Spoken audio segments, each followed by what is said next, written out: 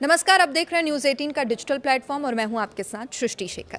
केंद्र सरकार के कर्मचारियों और पेंशन भोगियों के लिए 8वें वेतन आयोग को लेकर इंतजार लगातार बढ़ता जा रहा है और इसी बीच अब एक बड़ी और अहम बैठक होने वाली है जिस पर लाखों कर्मचारियों की निगाहें टिकी हुई है। दरअसल नेशनल काउंसिलिंग यानी कि जेसीएम की ड्राफ्टिंग कमेटी ने 13 अप्रैल 2026 को एक बहुत इंपॉर्टेंट बैठक रखी है। इस बैठक का मकसद 8वें वेतन आयोग को सौंपे जाने वाले अंतिम मेमोरेंडम को अंतिम रूप देना है। माना जा रहा है कि इस बैठक के बाद कर्मचारियों की मांगों को औपचारिक रूप से आयोग के सामने रखा जाएगा। दरअसल हर वेतन आयोग के गठन से पहले कर्मचारी संगठनों की ओर से एक विस्तृत मेमोरेंडम तैयार किया जाता है। इसी मेमोरेंडम में कर्मचारियों की वेतन वृद्धि, भत्तों और पेंशन से जुड़ी प्रमुख मांगों को शामिल किया जाता है। यही वजह है कि 13 अप्रैल को होने वाली ये बैठक कर्मचारियों के लिए बेहद अहम मानी जा रही है।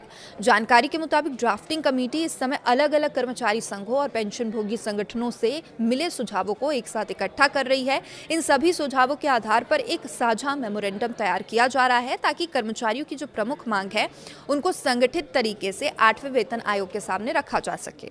तो बताया जा रहा है कि इस प्रक्रिया की शुरुआत पहले ही हो चुकी है। इससे पहले मार्च 2026 को भी एक अहम बैठक आयोजित की गई थी जिसमें विभिन्न कर्मचारी संगठनों के प्रतिनिधियों ने अपने अपने सुझाव और मांगे रखी थी।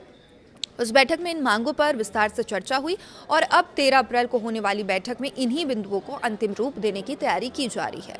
दरअसल कर्मचारियों की उम्मीद है कि इस बार वेतन आयोग उनकी लंबे समय से चलती आ रही मांगों को गंभीरता से सुनेगा। खासकर महंगाई की मौजूदा दौर में वेतन और पेंशन की पर्याप्त बढ़ोतरी की मांग लगातार उठ रही है। यही कारण है कि कर्मचारियों की निगाहें अब ड्राफ्टिंग कमेटी की इस बैठक पर टिक गई हैं। इस बार केंद्र सरकार की ओर से भी इस विषय में स्थिति काफी हद तक स्पष्ट की जा चुकी है।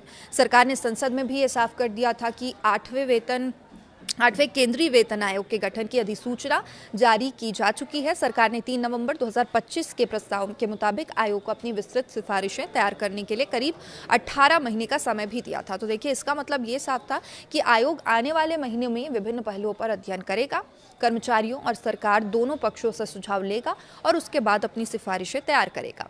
अब माना जा रहा है कि यदि सब कुछ तय समय सीमा के अनुसार ही चलता है तो 8वें वेतन आयोग की सिफारिशें 2027 की शुरुआत तक लागू हो सकती हैं।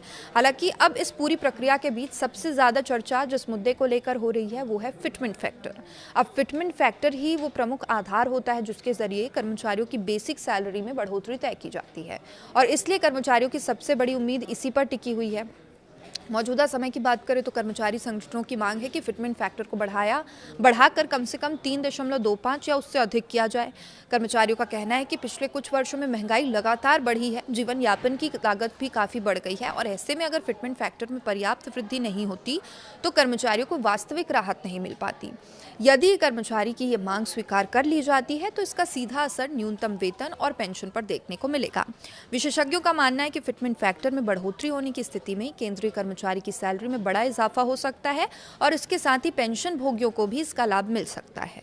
यही वजह है कि लाखों केंद्रीय कर्मचारी और पेंशन भोगी इस पूरे घटनाक्रम पर नजर बनाए हुए हैं।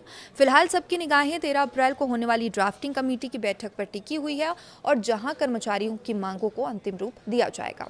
अब देखना दिलचस्प होगा कि इस मेमोरेंडम में किन किन मुद्दों को प्रमुखता दी जाती है, कर्मचारियों की कौन कौन सी मांगे आयोग सुनता है, वहां तक पहुंचती है और साथ ही ये भी अहम होगा कि आने वाले समय में 8वां वेतन आयोग इन मांगों पर किस तरह का रुख अपनाता है। फिलहाल इतना तय है कि आने वाले महीनों में 8वें वेतन आयोग को लेकर गतिविधियां तेज होने वाली हैं और इसके साथ ही केंद्रीय कर्मचारियों और पेंशन भोगियों की उम्मीदें भी लगातार बढ़ती नजर आ रही है।